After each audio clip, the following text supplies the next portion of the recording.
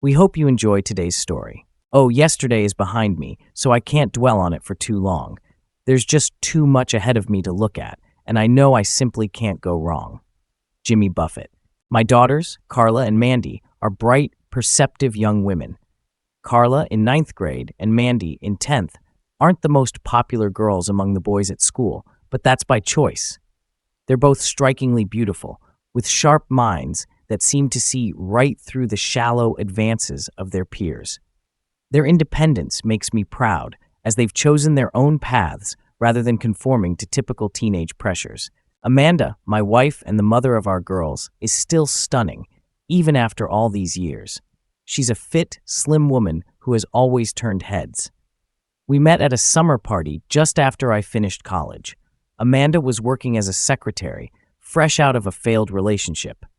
I was warned that getting involved with someone on the rebound was risky, and sure enough, Amanda and I had our fair share of arguments in the beginning. It hurt when I found out she'd briefly gone back to Nick Monroe, her ex-boyfriend, but we eventually sat down, talked things out, and from then on, our relationship moved forward like any committed partnership should. Amanda has never given me a reason to doubt her loyalty, and I've never strayed either. I've never been much of a ladies' man, to be honest. We've had our ups and downs, especially financially. About 3 years ago, Amanda lost control of the car on an icy road, causing a multi-car pileup. All 3 of my girls were injured, and with our $10,000 annual deductible per person, the medical bills quickly added up. We had to take out a home equity loan to cover the costs.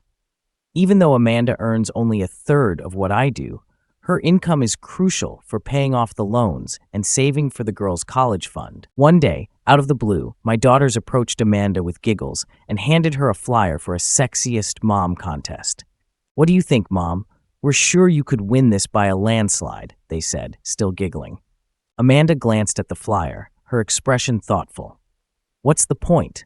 I'm not looking for a new man, and I definitely don't want any inappropriate propositions from random jerks." "Yeah, but we'd be so proud of you, or maybe you're just afraid you might lose," Carla teased with a sly smile. Amanda looked at them, then back at the flyer. "No," she said firmly, "I'll think about it." That evening, Amanda was unusually quiet, clearly mulling over the idea. Early the next morning, just before the alarm went off, she asked me, "Carl, would you mind if I entered the contest?" "Nah," I replied sleepily.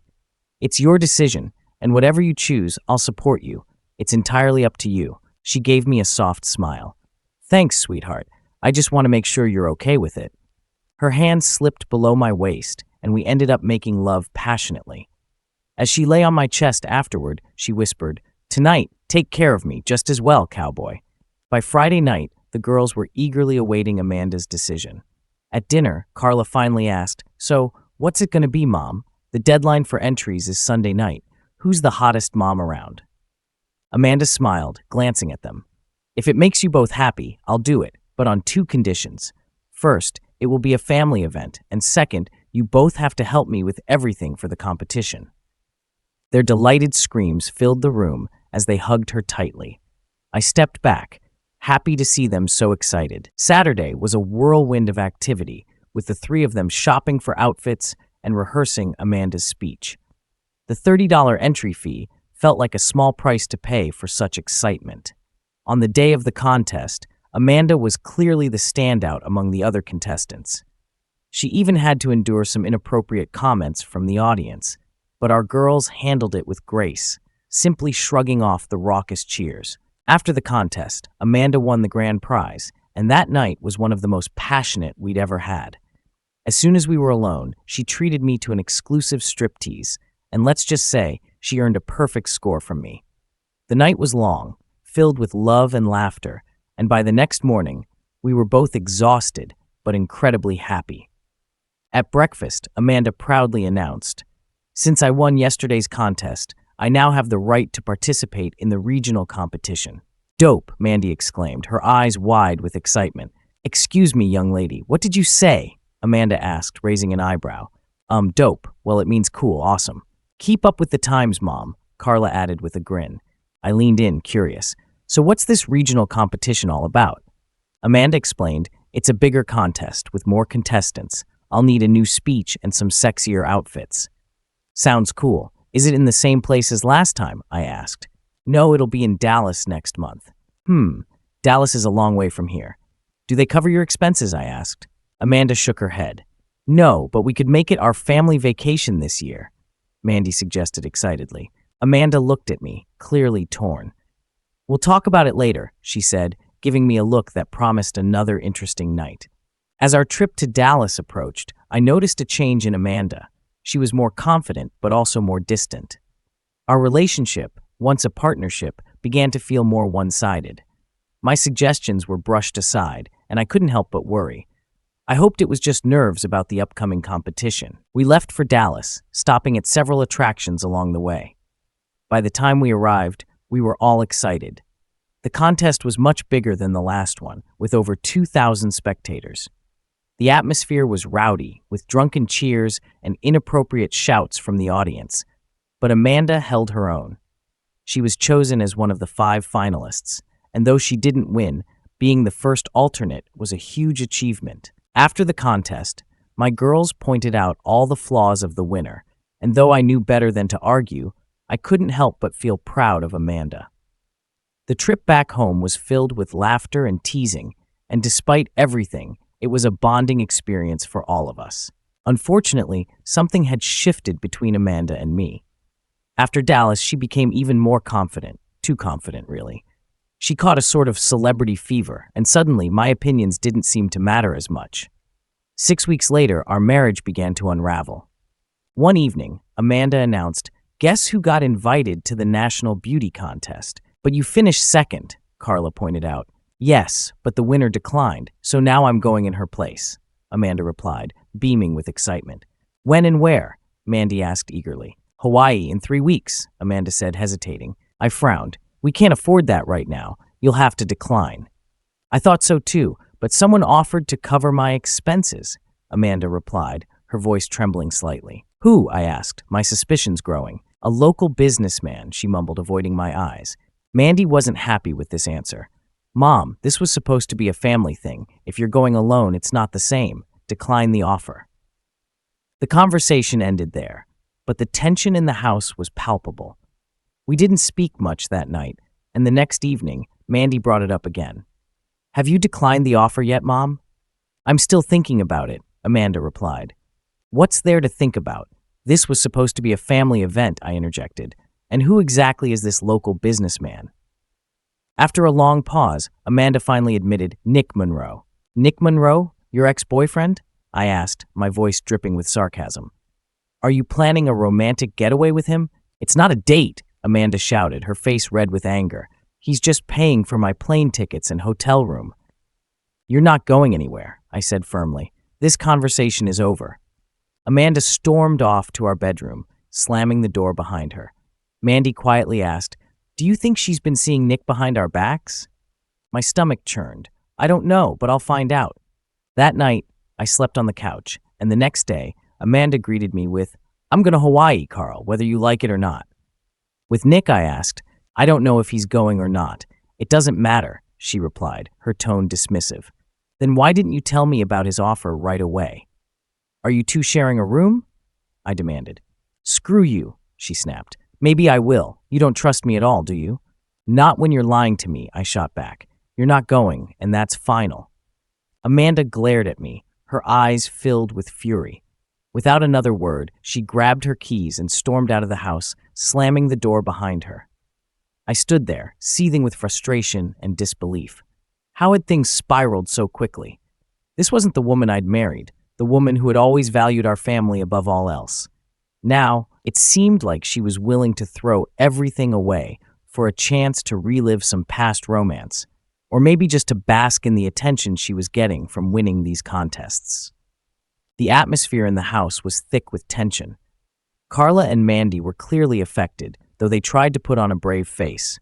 They interacted with Amanda coldly, their responses to her questions short and clipped. Amanda, on the other hand, continued to ignore me entirely.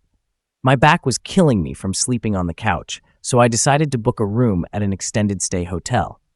As I packed my things, I told the girls, "Let me know if your mom decides to entertain her sponsor here." Mandy looked up at me, her expression filled with concern. Dad, don't let her go. This isn't right.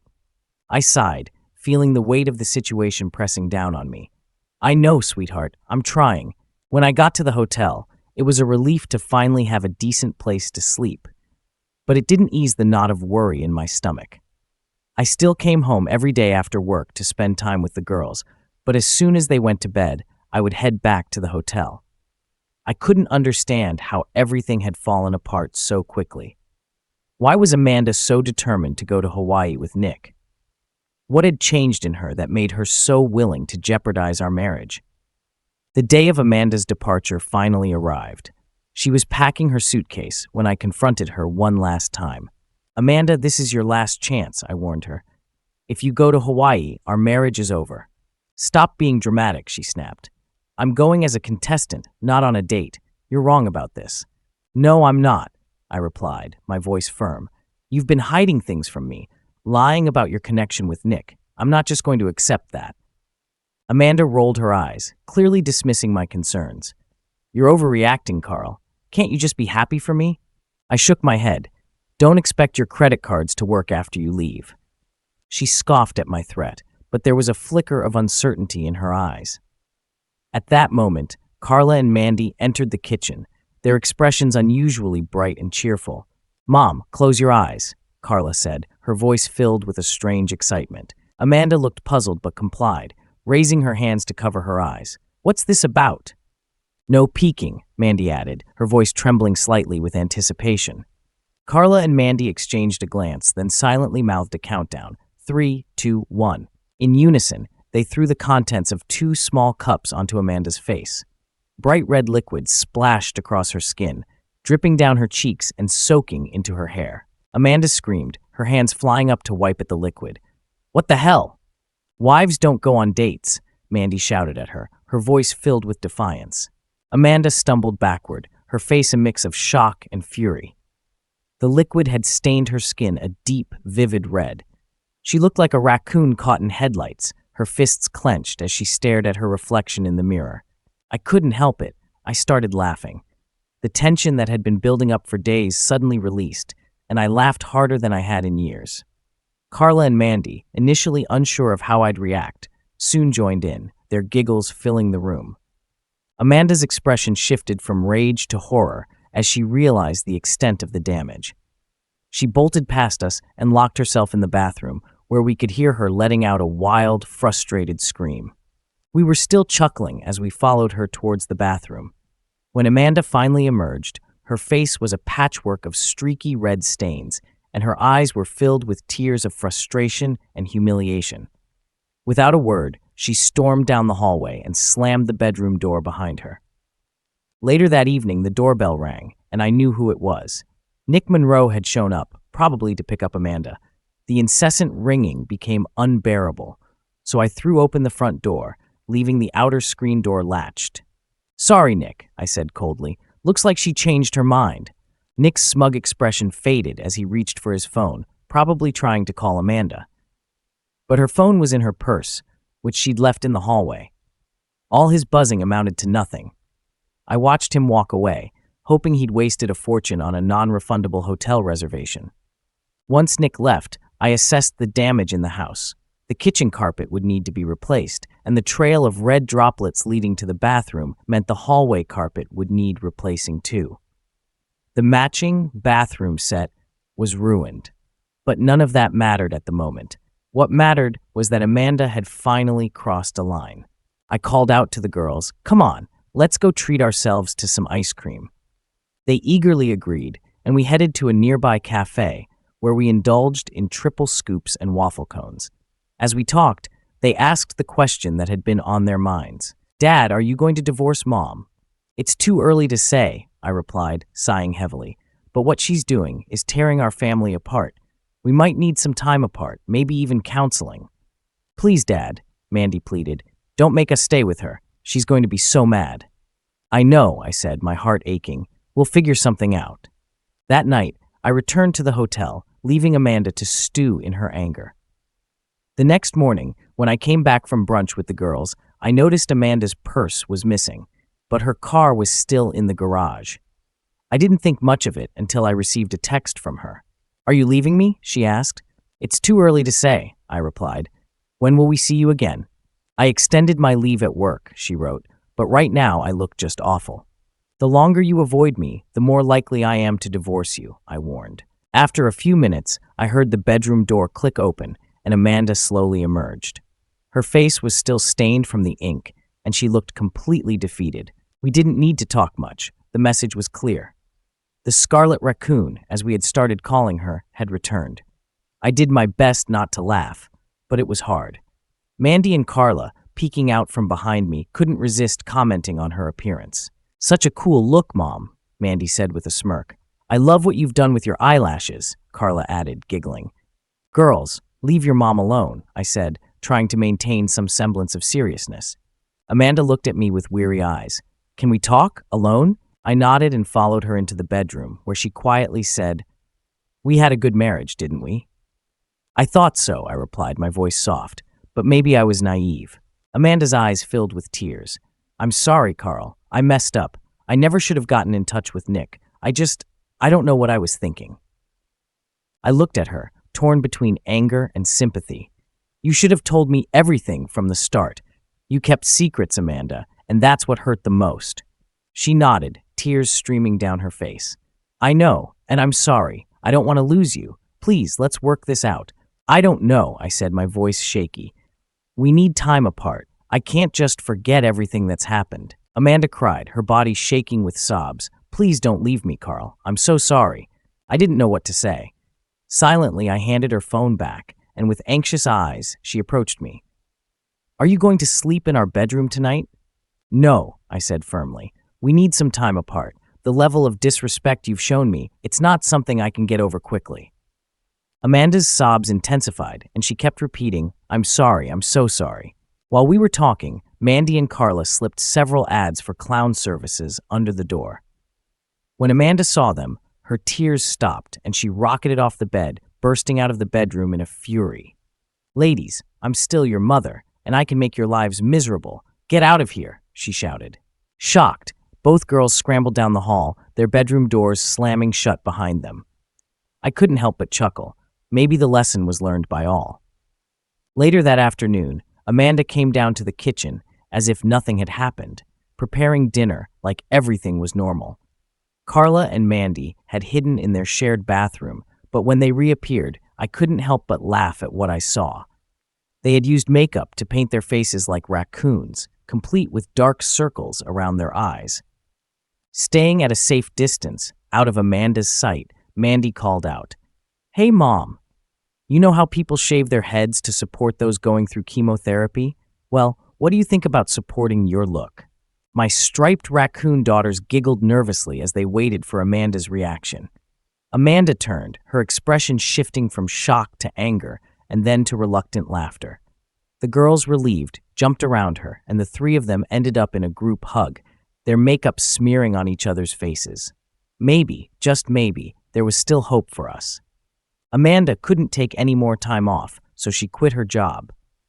It took a month before she felt confident enough to be seen in public without looking like a painted wonder. The person who replaced her at work didn't do a great job, so Amanda was eventually asked to return. We continued paying off our debts and slowly started saving again. After 2 marriage counseling sessions, I moved back home.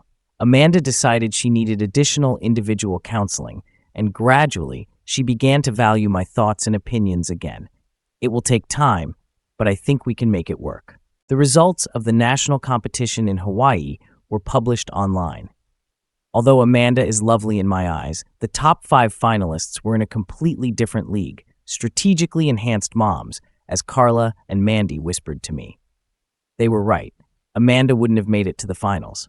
Revenge can be harsh sometimes, but we were healing. Mandy promised to go to prom with a shy boy, but by the time the event rolled around, she had forgotten about it. On prom day, as she prepared to leave with another date, Amanda sneaked up behind her and poured syrup over her head, ruining her hair, makeup, and dress. Mandy stood frozen in shock as the sticky mess dripped down her face. "Didn't my fiasco teach you anything?" Amanda snapped. "If you give your word, you keep it." Mandy cried all weekend, and out of self-preservation, we all kept our distance. Carla, with her own prom coming up, was understandably worried. The new carpet in the hallway and the laminate in the kitchen looked great, and I'm still debating whether to give Amanda the stuffed raccoon I bought for Christmas. Something tells me that might be a bit life-threatening. Thank you for sticking with us until the end. If you enjoyed the story, please subscribe, give us a like, and leave your comments. We'll see you next time.